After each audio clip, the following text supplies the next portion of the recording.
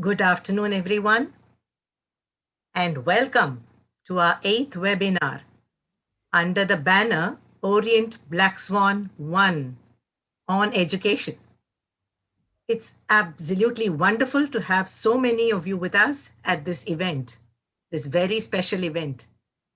I am Vani Vasudevan, Strategy Advisor and Director, Orient BlackSwan.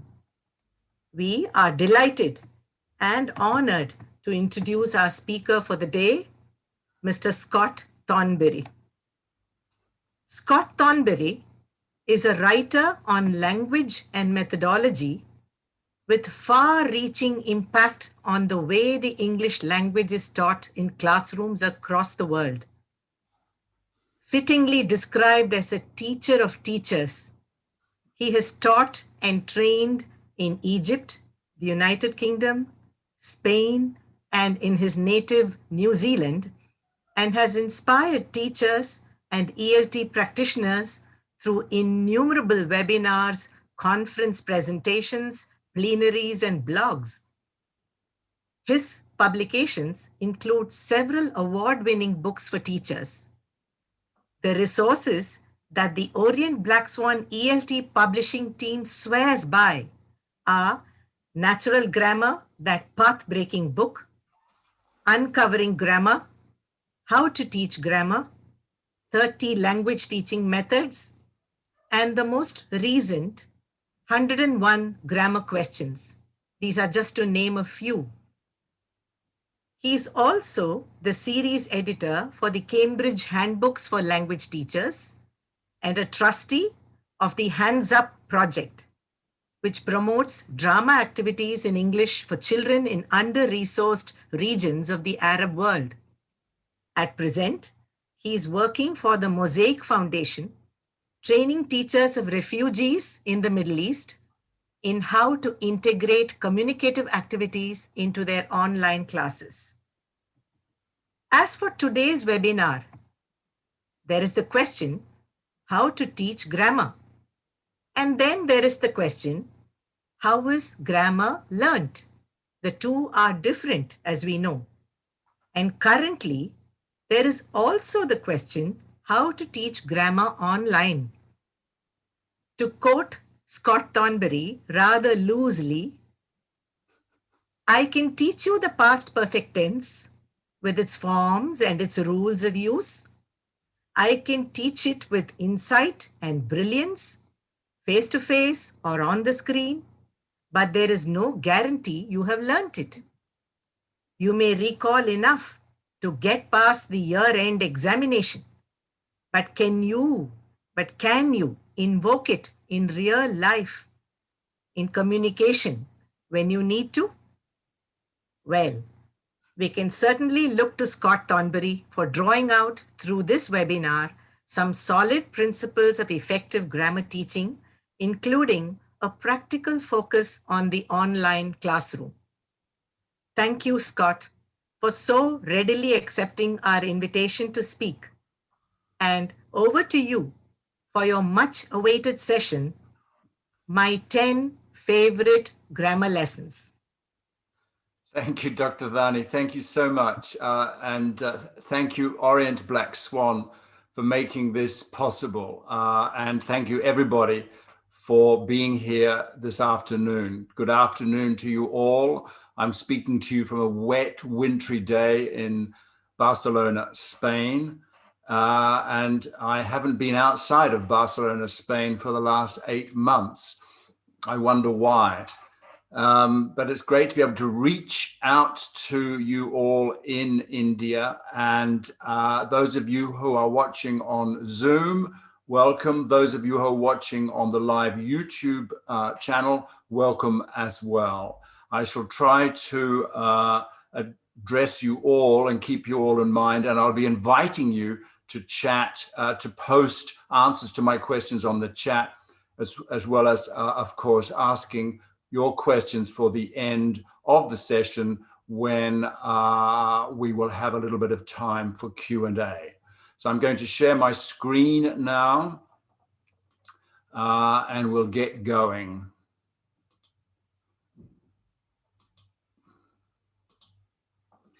Okay. Well, here's your first activity. Let's start with an activity.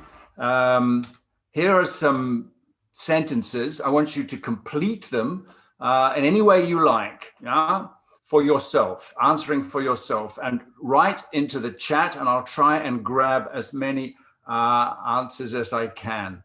So these are the 4 sentences. When I'm learning a language, I like to ... So I want you to write the full sentence into the chat. When I'm learning a language, I like to. And then when I'm learning a language, I don't enjoy ... And when I'm learning grammar, I prefer. And finally, when I teach grammar, I aim to. Okay, those of you who are watching on the YouTube channel won't be able to write into the chat, but write it on a piece of paper for later reference, and we'll come back to you. So am I getting some? Let's check. Aha. I don't enjoy mastering rules. I lose myself. I like to speak it correctly. I don't enjoy only teaching. This is one. I like to learn using activities. I like to be more expressive. I don't enjoy the complexities. I like to converse. I like to know rules. Grammar mistake. I don't like making grammar mistakes. Is that right? I like to practice it by using it in communication. I like to learn more and more. Fantastic. When I'm learning a language, you're so fast. You're so fast. There's so many of you. I don't enjoy to stick to the book. I enjoy it like ice cream. Grammar like ice cream. That's an interesting flavor. I like to be able to commute. Okay, great, fantastic. Okay, that's enough. I'm going to do another activity now that I know that you're listening to me and you can use the chat box.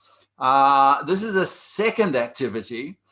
I'm going to dictate 6 sentences to you. Yeah, I'm going to dictate 6 sentences to you. Now, these ones you don't write into the chat box. No, just write them on a piece of paper so that you've got a record of them. Yeah. So imagine you're my classroom, you're my students.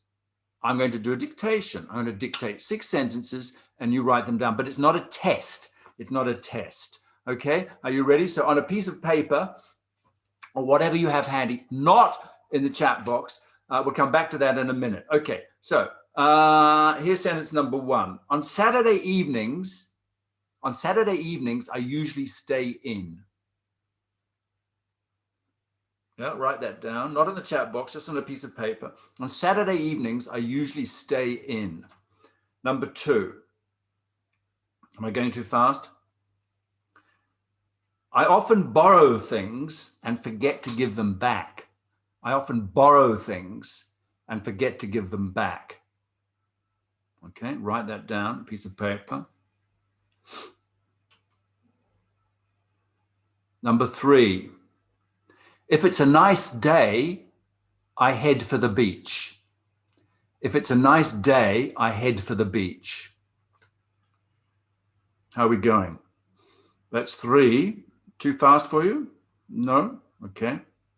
Number 4, I always put some music on when I get home. When I get home, yeah? I always put some music on when I get home. Don't you love dictations? Everybody's like quiet, everybody's writing, everything total control. That's why teachers have always enjoyed dictations, but this is a dictation with a difference. Okay, sentence number 5. I don't like cooking, so I tend to eat out. I don't like cooking, so I tend to eat out. Okay, write it down on a piece of paper. That's 5. And finally, I look after my neighbor's cat when they're away. I look after my neighbor's cat when they're away. Now, we should have 6 sentences. It's very important when you're doing this in class to show that it's not a test. And one way you can show that it's not a test is to have students compare, yeah, in pairs. Check your sentences with your neighbor, yeah, with your partner, with your classmate, yeah. So that's one way. And then you can also invite them to say, can you read number 4 again, please? I didn't catch it, yeah. So it's not a test. What you're trying to do is have 6 sentences that every student has the same, because we're going to look at those sentences in a minute. Yeah. Another way to show there's not a test is to bring students to the front of the room to write it on the board and have the others tell them if they're correct or not. Yeah. So it's a very public activity, not like traditional dictation. Okay, so you've got the idea. Some of you wrote into the chat box, doesn't matter. Here are the sentences. And again, I can elicit them back from you if I was in a real classroom, or if I was online using the chat box, I could ask you to tell me what sentence number 2 is, what number 3 is, and so on. So here, eventually we get the 6 sentences onto the board or onto the screen, depending if we're teaching face-to-face or we're teaching in class. Okay, so there are your 6 sentences. Now you can chat in a minute. Here's your second task, task number 2. The 6 sentences are about me. They're about me, yeah? Now, you don't know me. You don't know anything about me. But your students will know a little bit more about you, the teacher, than you know about me. But, you know, let's just play this game. So using a little bit of detective work, you know, character assessment, there's 6 sentences. 3 of the sentences are true. So 3 of them are false. Yeah? So in the chat box, I want you, first of all, to write which numbers, just which numbers, 2, 3, 6, 7, 2, are true. Yeah? Which numbers do you think are true about me? I'll give you a clue. I've already told you I live in Spain and I live in Barcelona, which is on the coast. Okay. So writing into the chat box, which ones are true, do you think? And let's see how good a judge of character you are. 1, 3, and 4. Okay. 1, 3, 4, and 5. 1, 4, 3, 1, 3. 1, 3, and 4 get a lot of votes. 3 and 4 get a lot of votes. 1 gets a lot of votes. 6 gets 1 or 2 votes. Okay. 1 and 3. Okay. Fantastic. All right. Okay. Stop. Now tell me, which ones do you think are false? Which ones do you think are false? Remember, there are 3 that are false. Yeah. So Rennie starting with 2, 2, 5, 6, 2. Everybody thinks 2 is false. Good. Good. I'm pleased. I'm grateful. Yes. 2 false. Yes. 1, 2, and 6. Okay. Fine. Brilliant. As I say, there's no way that you really know the answers to this, but I'm going to put you out of your misery now. I'm going to put you out of your misery and tell you which ones are true and false. Okay, number 1. On Saturday evenings, I usually stay in. Actually, yes, that is true. And this evening, I will stay in. And not because it's raining, it's because I have to, because there's a curfew here in Spain at the moment. But normally, I wouldn't go out on Saturday evenings. It's too busy, it's too noisy, it's too... So yeah, I prefer to stay in. So that's true. I often borrow things and forget to give them back. Well, I'm very pleased that most of you thought that this was false. And it is false. I think most of you thought that. I don't like to hold on to things. And I don't like it when people hold on to things of mine, especially books. So I tried to set a good example. So that one's false. If it's a nice day, I often head for the beach. Well, I gave you a clue. It's not a nice day today, but normally, yes, I would go to the beach. So that's true. I always put some music on when I get home. Doesn't everybody? I mean, yeah, I do. It's true. I don't like cooking, so I tend to eat out. I love cooking. I adore cooking. I live to cook. So that one's completely untrue. And I look after my neighbor's cat when they're away. Well, no, actually, I don't. And I wouldn't, even if they had one. So you get the idea. Okay, so those are the 6 sentences. You know which are true. You know which are false. You can ask me questions. In a class, ask me questions if you're interested. You know, what do you like to cook? Which beach do you go to? Yeah, and blah, blah, blah. Yeah, what do you do on Saturday evening? Okay, so that's the first 2 stages. Remember, dictation, then true or false. Stage number 3 is this. Listen. In those sentences, I have embedded some secret grammar. What is it? in those sentences, I have embedded some secret grammar. Contractions, says some. Punctuation, says another. No, it's not that secret. Simple present tense. Well, yeah, there's simple present tense. There's adverbs. That's true. It's true. There's prepositions. It's not very secret. There's some secret grammar in there. Habitual action. Yeah, well, yeah, okay. Adverb. Well, okay. Personal pronouns. Yeah, they all exist in there. But yeah, that's not the secret grammar. There's some secret grammar. Anybody spot conditional? Yeah, there's one conditional. Yeah, possessive action. Elizabeth. What did you say? Phrasal verbs, exactly. Phrasal verbs, the wonderful phrasal verbs. What will we do without phrasal verbs? What will we teach without phrasal verbs? So what's the phrasal verb in number 1? Okay, I'm going to move you through this quickly. You can answer on the chat, but I'll tell you. It's stay in, obviously. What's the phrasal verb in number 2? Borrow things and forget to give them back. Give back, yeah? What's the phrasal verb in number 3? Head for, exactly. I always put some music on when I get home. Put some music on, put on, yeah? I wouldn't call get home the phrasal verb technically, although it's similar. I don't like cooking, so I tend to eat out. Phrasal verb, eat out, yeah, not tend to, which is a kind of what I call a modal verb or a kind of semi-modal, but eat out. And I look up, I look after, phrasal verb. Okay, so 6 phrasal verbs. Now, task number 4. Categorize those phrasal verbs into 3 groups, 3 types of phrasal verbs. There's 6 phrasal verbs altogether. Can you find pairs which belong to the same group? Yeah. So, for example, stay in and give back and Okay, let's see how you're doing.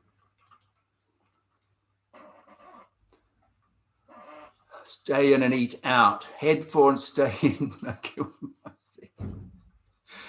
Again, I've never had such a large class. I've got half of India here. I'm just managing to keep up with you. Give back, head for, stay. Okay, let's stop you there. Let's have a look. Stay in and eat out. Why?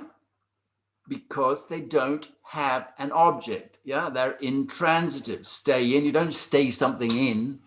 Yeah. It's just stay in. It has no object. Yeah. So stay in and eat out. And they're the kind of easy ones because we don't have to worry about where the object goes. But what about number 2? Give them back. And what's its partner? Same type. Give something back and put something on. Exactly. Put something on. Yeah. With an object. Yeah. And the object can go between the verb and its particle. Give the record back. Put the record on. Yeah. Okay. And then that leaves finally head for and look after. Yeah. And what's special about them? Head for and look after. They have an object. I look after the cat, but they don't put the object between the verb and the particle. You can't look the cat after. Okay. So they are what we call inseparable. Yeah. Okay. So we have the 3 types. Isn't that brilliant? You didn't know when you started the dictation that you were doing a grammar activity. And I'll come back to that point in a minute. And then the next stage might be get the students to write sentences about themselves using some of those phrasal verbs, not all of them, some of them. And some sentences are true and some sentences are false, and they read them to their neighbor, and then they have to guess and they have to talk about them. Yeah. So you have a lesson, a whole lesson based on those 6 sentences that I started with. Isn't that great? So this is one of my favorite grammar lessons in the total world. Yeah? I love it. I didn't invent it. I have to say that. I didn't invent it, but I use it again and again and again. I use it in class, and I use it online. Yeah. And you can put any grammar into these sentences. You can have your present simple. You can have your adverbs of frequency. You can have your prepositions. You can have your modal verbs. You can do what, and they don't have to be in every sentence. That's a little bit obvious. But some of the sentences, going to, will, present perfect, whatever you want, you can put into those sentences. Fantastic activity. So this is one of my favorite grammar activities. The first activity too, if you remember, was a grammar activity. When I learn grammar, I like to, I don't enjoy. So this is, what kind of grammar is that? It's the grammar of particular verbs, which take either the infinitive with to, or the ing form, or in the case of some, both. Yeah. So that's, again, another form of grammar practice. These are two of my favorite grammar activities, because the first one, you can make any sentence you like. It doesn't have to be about enjoy, have, enjoy, prefer, like. It can be sentences with modal verbs. It can be said, but the students complete them, and they complete them about themselves. You know, so they can be as clever, as creative as they like. So for the very, very clever students in the class, they can write really kind of clever things. The not so clever ones can just say, when I study grammar, I like to learn rules, yeah? Whatever they are capable of. Okay, so introduction. That's two activities. When I've been very lucky in my professional life that I travel around and I watch a lot of teachers teaching, and on pre-service courses, on in-service courses, and I see a lot of great lessons. And some of these lessons I have remembered for a very long time, because they have been so, they have something very special that I've learned from.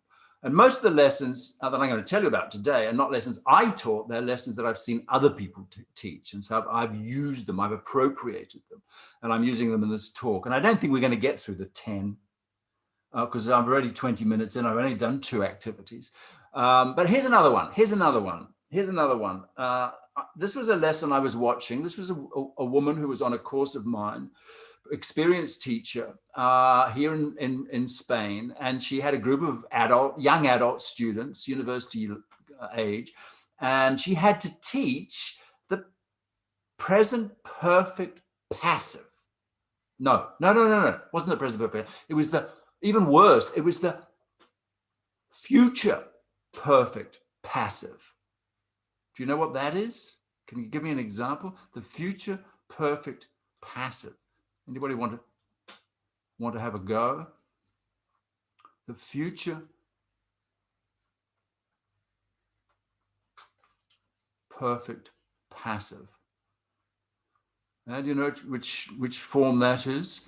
Aha, thank you, Joe. She will have done it by, she will have done it by such and such, yeah? The test would have, well, will have finished exactly. So that's the one. That's a kind of not a very common structure at all.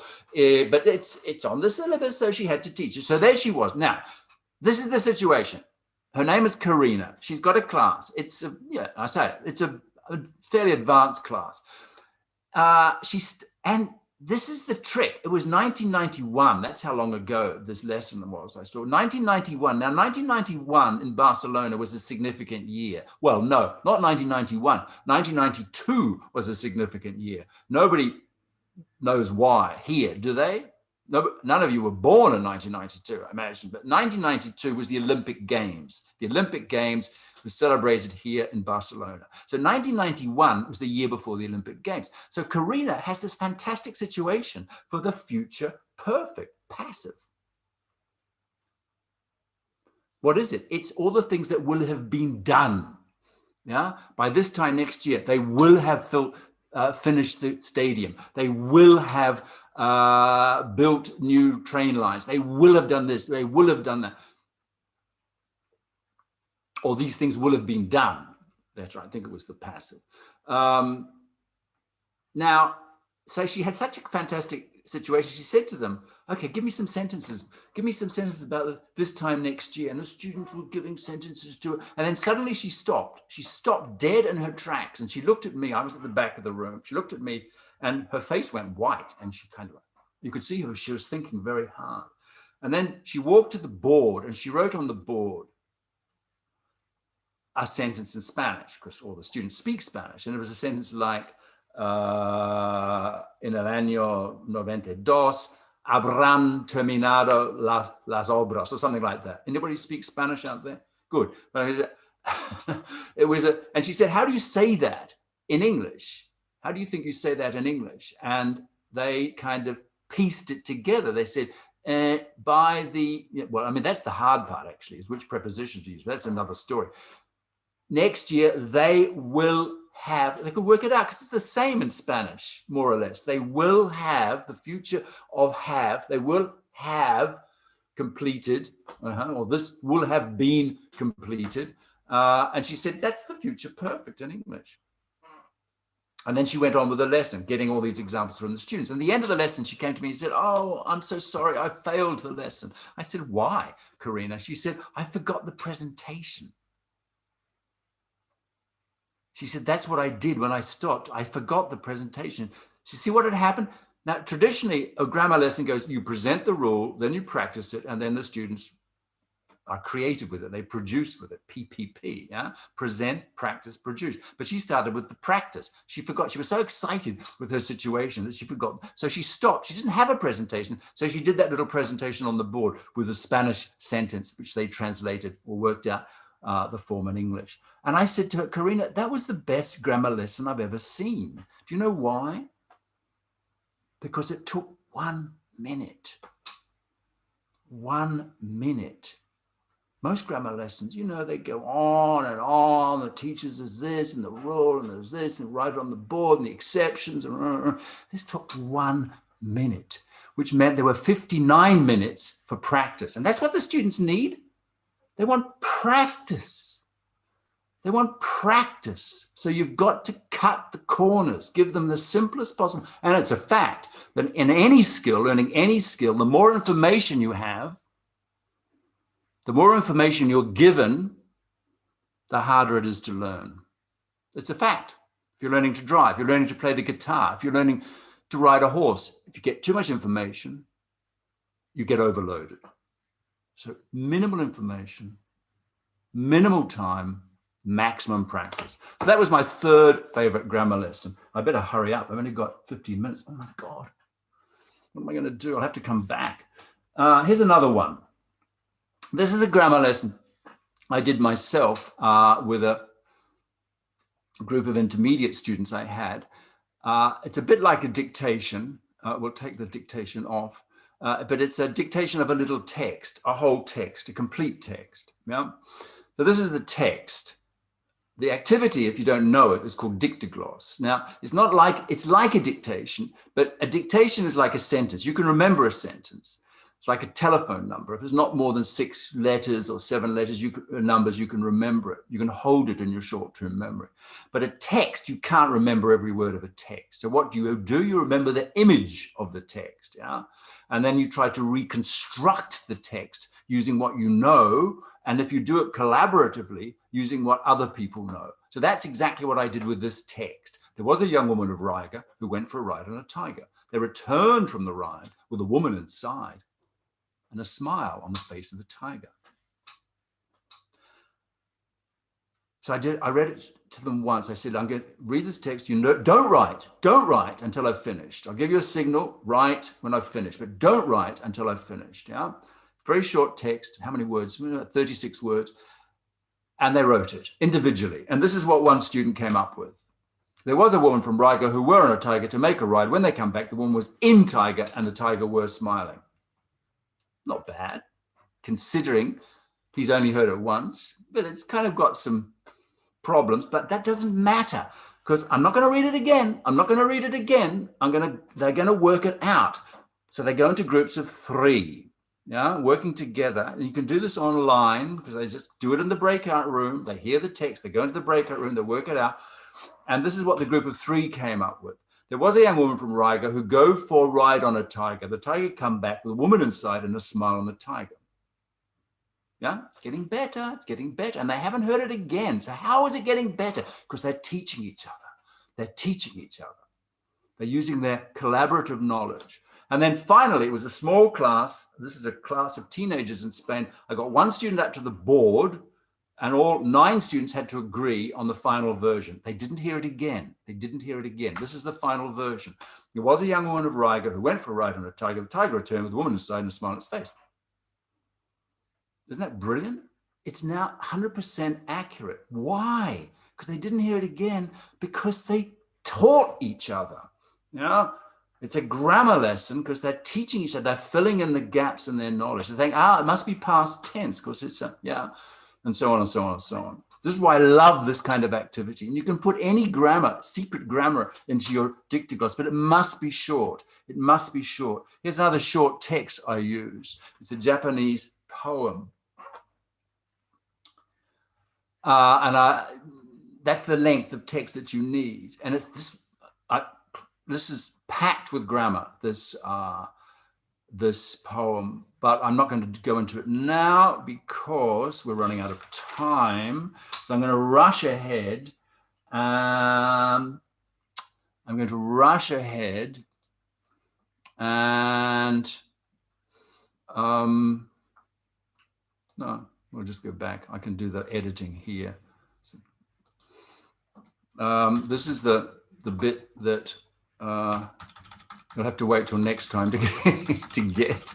Wanted to show you how much grammar was in this activity. Okay, here's another activity. I saw this demonstrated by a colleague of mine called Herbert Puchter. He teaches secondary school students in Austria.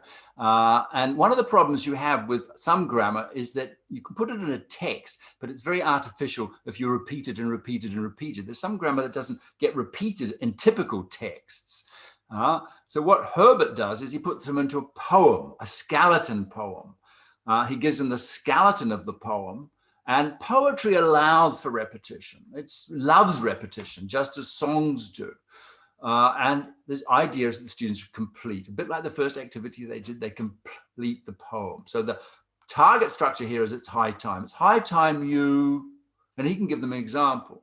You went to bed. It's high time. It's high. Remember, high time plus past tense. That's the trick with expressions like high time. Don't know why. Don't know why. It's one of those things. It's just it's a freak of English grammar that we go into the past tense, even though we're talking about the present.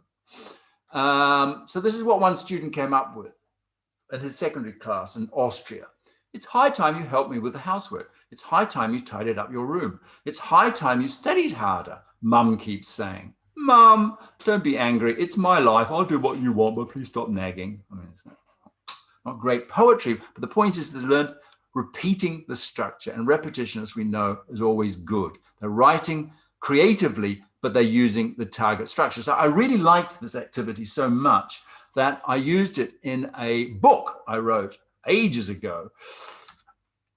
I wrote a poem called I Have. And you have to guess what the secret grammar is. It's not very secret, actually. I have seen the sun in the morning on the hills, turning the hills and the sky to fire. I have heard a bird in its cage, crying for the sky it has lost. I have touched the grass beside the river, wet with spring rain. I have smelled roses, dead roses, in an empty house that no one has visited. And I have tasted the salt from the sea, alone at night on a beach in a storm. I have done these things, and these things have made me old. I have remembered these things, and these memories have made me young. Isn't that lovely? Well, I wrote that. It says Reese Burton, but that's my name kind of jumbled up. So yeah, it's obviously it's the present perfect, but do you get the point? There are 5 senses mentioned. I have seen, I have heard, I have touched, I have smelled, I have tasted. So the first task is that the students simply have to relate the senses or the pictures around, you can't see them, around the poem to each part of the poem. 5 senses, and of course they write their own. They write their own, I like. And so again, it's the idea of the skeleton poem. I have seen, I have heard, I have touched. I was traveling, after this book was published, I was traveling in Argentina, and I met a teacher at a conference, and she said to me, do you know that poem of yours in that book, or the poem by Reese Burton in that book? And I said, yes. She said, we did that in class. And one of my students produced this beautiful poem, and I want to share it with you. And so she gave me a copy of this poem. And this is again, teenager in Argentina. And this is her poem based on that idea. I have seen the colors of the sea, of the butterflies in the sky. I have heard the sound of the wind blowing in my ear. I have touched the flowers, and so on and so on and so on. And it's kind of lovely the way that she ends it.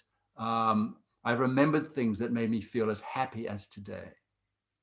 And I love the way that the teacher has validated it with, excellent work, stamp, fantastic. So I was so pleased to see that. Not often you get feedback on your lessons. Here's another lesson by a student of mine called Carl. He was a teacher. here in Spain, and he had to teach modal verbs of obligation, must, should, etc. And he produced a worksheet like this. And now look at it, it's kind of interesting. You've got to decide if the following sentences refer to the job of a teacher or an airline pilot. You must study hard if you want to pass the exam, said the airline pilot to the student. No, to the teacher. That's an easy one to start with. Has to wear a uniform. An airline pilot, yeah. Should have a lot of patience and not criticize people. Now it's getting a little bit more difficult, but you see what's going on? They don't have to put the modal verb in. They don't have to put should or must. They're there already. They have to think about the sense, yeah, and work out, okay, is it should? It says should here. So, it's not like absolutely necessary, but it's advisable, yeah? So it's probably a teacher. And if you go down to 6, don't usually have to work at the weekend. Well, don't usually have to work. They can work, but they don't have to. That's probably, again, a teacher, yeah? And mustn't work more than 2 days in a row. Well, mustn't, that's obligation. So it's probably an airline pilot. So you see what's happening here. It's a different kind of gap fill activity. The students are not putting the grammar in. They're understanding the grammar to complete the meaning of the sentence. So I was like, this is a brilliant idea. I want to use this. So I did an activity with my students where I gave them a similar kind of thing. I gave them a survey. They had to say whether these statements are true or false. In Britain, you have to vote when you're 18. So they did this in pairs or groups. They had to decide if they're true or false. Now, what happens? What happens? And you have to check, but what happens is the students say, you have to vote when you're 18. Yes, it's true. It's true. 18, that's the voting age. And I say, no. In Britain, that's not true. And they go, what? It's 21. You say, no, the voting age is 18, but you don't have to vote. Yeah? You don't have to vote. You can vote when you're 18. You're able to vote. You're allowed to vote. You don't have to vote. It's not obligatory. It's obligatory in some countries. It's not obligatory in Britain. And they go, oh, the grammar. They didn't notice the grammar. They were so fixated on the 18. The vote, etc., they didn't notice the grammar. That's good because you want them not to notice. You want to trick them up. You want them to realize that the grammar is important. They've got to understand the grammar because understanding is a prerequisite for production. If you don't understand the grammar, how can you produce it correctly? You've got to understand it. So this is a kind of activity, sometimes called input processing, because you have to process the input. And it's good because getting things wrong is a good way to learn. This is from a Scientific American article that came out 10 years ago. Researchers found that learning becomes better if conditions are arranged so that students make errors. We want to arrange the situation so that students make the errors because it's through the errors that they learn what's right, what's wrong and right. Getting the answer wrong is a great way to learn. So this is encouraging learners to make the wrong decision. So that you can then say, aha, you weren't paying attention to the grammar. It's in the grammar. Okay, we're seriously running out of time, so I'm gonna have to, sorry. Here's an activity that I love. In fact, I wrote this one. It comes from my book that Dr. Vani kindly mentioned, Uncovering Grammar, where you have 5 pictures and you say, right, the students, I'm going to tell you the names of these people, yeah? I'm going to tell the names of the people, the first name and the second name. And you have to write, so the students write 1, 2, 3, 4, 5 for each picture. And then you do, first of all, the first name. So the person who ordered chicken is called Chris. Yeah, so they write down the number and then Chris. Okay, I'll do the second one, the second sentence. The person who has long hair is called Kim. Yeah, and they're right. And then I come to I do that for the 5 first names and then the family name. The family name of the person who has a long hair is Smith. The family name of the person who has a long hair is Smith. Okay, which one is that? The 1 or 3? Has a long hair. Yeah. The family name of the person who ordered a chicken is McDonald. The family name of the person who ordered a chicken is McDonald. Okay, so who is that? 2 or 5? So what's happening here? What's the secret grammar? It's the smallest word in the English language, but one of the most frequent. Yeah, it's the difference between a long hair and long hair. A chicken, picture 2, chicken, picture 5. Yeah? And a glass, ice cream, and ice cream, etc. Yeah. So the students have to listen. They don't know what they're listening for. They just listen to the description, they write the names, and then of course they get it wrong. You say, well, you're going to have to listen because there's a very important word in there. The most important word, or one of the most frequent words, at least in the English language, is the difference between countable and uncountable use of a. Yeah, a chicken, as in picture 2, chicken as in picture 5. So this is what I call an input processing activity. Seriously running out of time. Here's another one. This is an activity. I'll tell you a lesson I did when I was teaching in Egypt. I did a lesson. We had to teach language of description, yeah, for beginners. So there is, there are, it's got, you know, for a village, let's say, or a place. It's got, it hasn't got, there is, there are, etc. So how am I going to do this? The picture in the course book was of a typical British or English village, you know, with a kind of like church and a steeple and cows and things. So well, I can't use this in Egypt. It's so culturally removed. So I had this idea. I went to the receptionist in our school in Alexandria, and I said to her, can you just make a little recording for me in Arabic? I want you to describe your village in Upper Egypt in Arabic, yeah? But it's just simple, short. So she said in Arabic, my village is very nice, it's very peaceful, there's a bridge over the river, there's a sugar factory, there's no university, there isn't an airport, but there's a station, you know, something like that. I took it into the class. I said, I have this cassette, remember cassettes? I have this cassette, but I don't understand it. Can you help me with it? And I put it on. And the students translated for me the cassette like I exploited the fact that I was not an Arabic speaker. Now, you can't do that, obviously, with your students, but the principle is very simple, that you give them some information which they have to tell back to you, and then you reconstruct it for them with the grammar. Yeah, they'll tell it back to you in words. They'll say bridge, no bridge, or no university. You say, there's no university in this village. Okay, and they say, sugar factory. You say, there's a sugar factory. So on, so on. Here's a similar kind of thing without translation. These are 5 dates in my life, significant dates. Yeah. I want you to, in the chat box, tell me what you think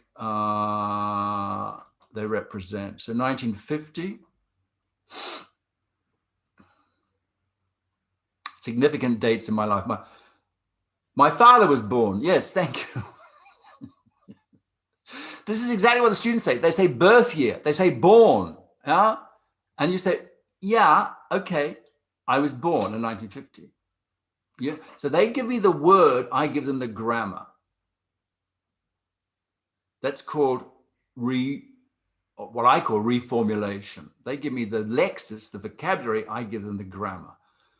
1967, what do you think? Passed out of college, got 74. Okay, you're all busy, or I could give you a clue. I left home. Graduated, no, I started teaching. What about 1984? You get a prize if you can get this one. No, married, no, got married. No, wrote a book. No, but nearly. Okay, had a I'm not even married yet. Okay, I'll tell you. This is the free surprise. I first visited India. I visited a country, yes, and it was India.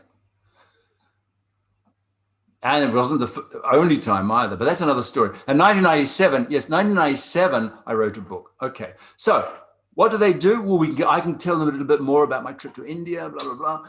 Then they have to do the same thing with each other, and they have some models there. Yeah, they write their dates, and they do it with their partner.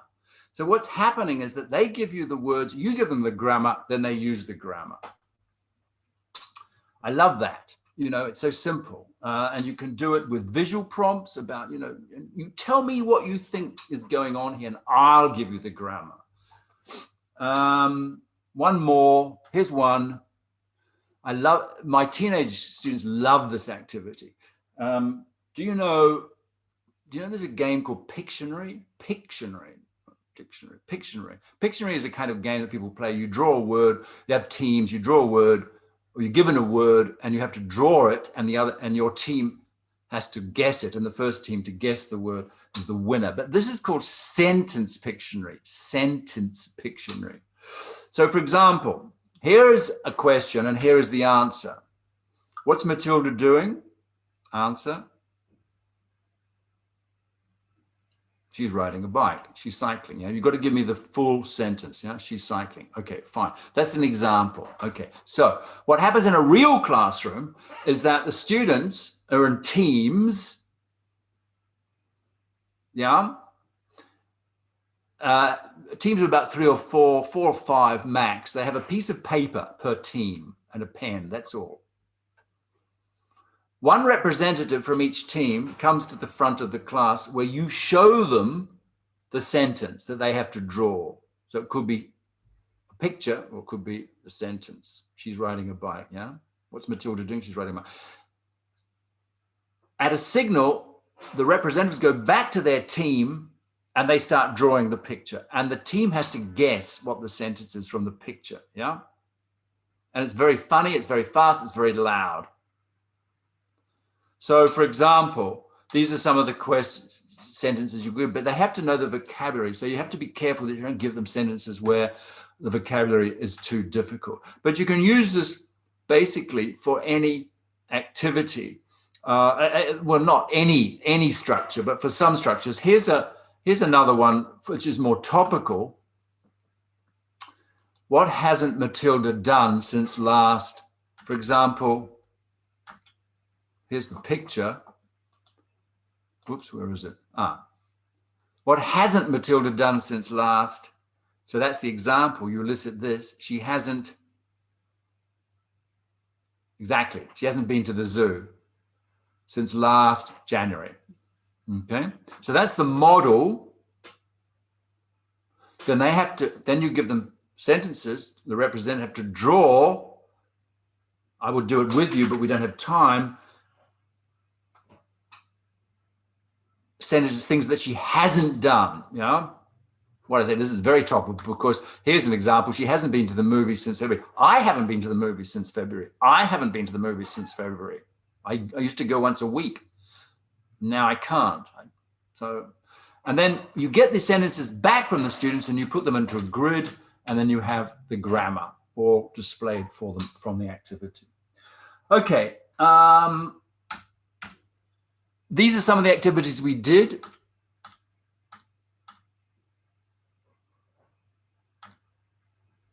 We didn't do vacation stories, but the input processing was the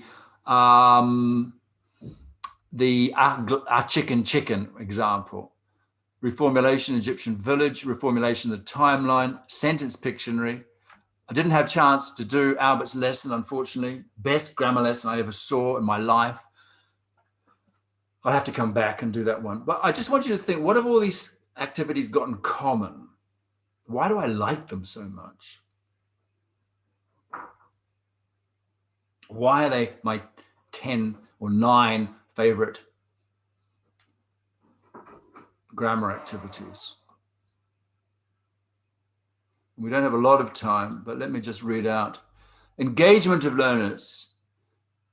Active participation, absolutely. They all somehow involve learners being creative, being collaborative. They're connected to our lives. Minimal input from the teacher, exactly. These are very easy to set up. Very easy to set up. You don't need a lot. You can do most of these online, incidentally. Sometimes they won't work quite as well. You can't do the Pictionary. You could do the Pictionary, the Matilda activity in breakout rooms where they draw pictures and show them and the others have to guess, but it's not like a race with the other breakout rooms. It's not quite as much fun. Less information, more practice, exactly. Minimal information about the grammar, learning by doing, learning by using the language. One of, I did this talk in Japan a few years ago, and one of the teachers there said, this is kind of ninja grammar. Ninja, you know, the ninja that come up and hit you over the head in the night. They don't know that they're doing grammar. They don't realize they're doing grammar until, oh, the grammar. Yeah, it comes out of the activity. It's not the pre-teaching of the activity, if you see what I mean. Okay, fabulous. I'll also just share with you some criteria I use in this book,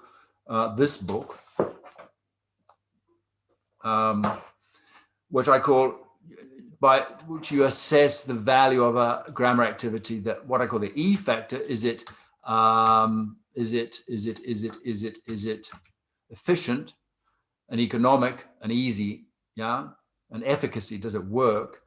But economy is very important. You don't have a lot of time to prepare a lot of materials. The A factor, is it appropriate? Is it appropriate for your learners? If they're children, it may not be appropriate. If they're adults, it may not be appropriate. If it's a large group, it may not be appropriate. If they're beginners, it may not. You have to decide what's appropriate. I can't decide for you. I can't decide. I can give you 10 activities, but you have to decide which is appropriate for your context.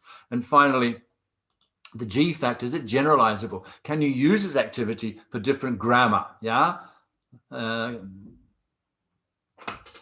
example, the second activity, the sentences I dictated, you can put any grammar into those sentences. The Dictagloss, the same thing. So those are some criteria. Okay, folks, we're done. I'm going to turn off the share and we're ready for questions. Yes, that was absolutely brilliant. That was amazing. And I'm not going to stand between the teachers and you any longer. I'm going to request my colleague, Sudha Satish, Senior Vice President of Publishing, to take over the question answer session. Yeah, Sudha, over to you. Yeah, thank you, Vani. That was a thoroughly enjoyable session, Mr. Thornbury. Teaching and learning grammar is daunting for most teachers and students, and the tips and the techniques you shared will go a long way in easing that discomfort. Since we don't have a lot of time left, I'll go straight to the questions. Here's the first one. This is from Mr. Kripal Yadav. Students in India are not native speakers of the English language. How do we help them to remember all the grammar rules effectively? Mr. Thornbury? Well, I mean, I think whether they're in India or wherever they are, it's not about remembering the grammar rules. It's about getting a feel for the grammar. And, you know, you can learn all the rules, as Dr. Vani quoted me at the beginning, said you can learn the rules for the past perfect or the future perfect progressive, you know. But it doesn't help you when it comes to actual communicating in real time. You need to have a feel for the grammar, even if you can't articulate the rule. That's what's called implicit knowledge, not explicit knowledge. I can tell you the rule for ser and estar are two verbs in Spanish that mean to be. Yeah, I am a teacher or I am tired. But you know, I need to be able to apply them in real time. So I need to get a feel for them. How do you get a feel for them? Through using them again and again in these kinds of activities and then getting feedback. And the teacher tells you, no, that's not, you know, this is how you say it. No, that's how you get a feel for them. Just like we get a feel for the rules in our first language, whether it's English, whether it's Hindustani, whether it's Gujarati, whether it's Tamil, you get a feel because nobody taught you the rules. You just heard them and you got corrected. Yeah? You got feedback. That's the learning, the experiential cycle. Yeah? Use, feedback, reuse. Okay. There's a question from Mr. Arvinda Kakani. Students generally forget the basics of grammar as they proceed to secondary school. How can this problem be addressed? I think everybody forgets the basics of grammar. Grammar is not something that you learn overnight. It's a long process, both in your first language and your second language. You know, the bits have to come together. It's inevitable. You know, take the third person S, for example. She works in a bank. Yeah, she works. How long does it take students to get that? It takes them forever. We can explain it, we can demonstrate it, we can draw it, we can drill it, we can practice it, we can do exercise on it, but they still get it wrong. It's just inevitable. It's not your fault. It's not bad teaching. It's not bad learning. It's the process of learning. It takes time. Like any skill, it takes time. Yeah, it takes time, exposure, practice, feedback. So don't get dispirited. I mean, there are rules that you can learn and apply if you're writing, written grammar, which is different from spoken grammar. And yeah, we can, like spelling rules, we can learn those, we can memorize those. We do that in our first language, I before E except after C. You can learn that, but that's just for spelling. It's not, there's no rule that you can really learn for the third person S that you can remember. You just have to try it out, so it takes time. So you mentioned about written grammar and spoken grammar. The next question is more or less on those lines. There's a question from Joe. He writes, though children are made thorough with the grammar lessons in class, they never follow the rules when they speak. Well, there is a difference between written grammar and spoken grammar. I mean, I think they overlap, but there's a lot of, things like we're talking about the present perfect passive, for example. We never say that. Very rarely does anybody ever say that. It's something that you would read and write, but it's not part of spoken grammar. Spoken grammar is a relatively small subset of the total grammar that there is, and there's some things in spoken grammar that are not in written grammar. So we have to, I think, be careful when we're judging, correcting students or evaluating students. We're not evaluating their speaking as if it were writing. That's just not fair. People don't speak like they write, and they don't write like they speak. They're two different registers. Although nowadays they're tending to come together in things like text messaging, SMS messages, etc., all sorts of digital forms of communication which are written, but they happen in real time, so they tend to have characteristics of spoken language. But we've got to be very careful that we don't judge students speaking by the criteria of formal written English. That's just not fair. Yeah, I think that's a really important point that we should keep in mind, I think, when we assess students. A question from Ms. Vidya Biju. Is there an easy way to teach subject-verb agreement, she asks? Through Dictagloss, through writing, through getting students to reconstruct texts. Again, I would do it through examples, through text, small texts, and wait for it to sink in, because it's like the she works, they work agreement issue. These things, we don't hear them. We don't hear that S on she works. It's not important. It doesn't make any difference to the meaning. So that's where, again, maybe these activities like these input processing activities where they have got to say, is it plural or singular? He works in a bank, they work in a bank. They got to choose the picture which goes with each sentence. And that way they become sensitized to the fact, oh yeah, there's a difference there. It's not just the pronoun, it's the ending of the verb. So I think this is a question that many teachers have put forward. Are drills the best way to practice grammar concepts? Are rules? Drills. Oh, drills. Yeah. Drilling, no, not the best way. The best way is for students to write their own sentences about themselves or to speak their own sentences about themselves, where there's repetition of the structure. Like when I learn a language, I like to, ... And you get lots of examples of that, and you can compare them and they can agree and put them in order, etc. So that it's repetition, it's the same structure again and again and again, but they're creating their own sentences from that. Yeah, that's not just repeating somebody else's language. Okay. It's creating examples of their own. It's very controlled. Yeah. So with my sentences with the phrasal verbs, for example, write sentences about you using those phrasal verbs. So they're practicing them, but it's not a drill. Yeah, it's creative recycling. Yeah, which is different from drilling, which is mindless repetition. Okay, because we do tend to do a lot of drills in the Indian classroom. Well, I mean, you know, I'm not saying drilling is not you. I think one of the things about drilling, which is quite useful, but people never write about this, but it's that drilling,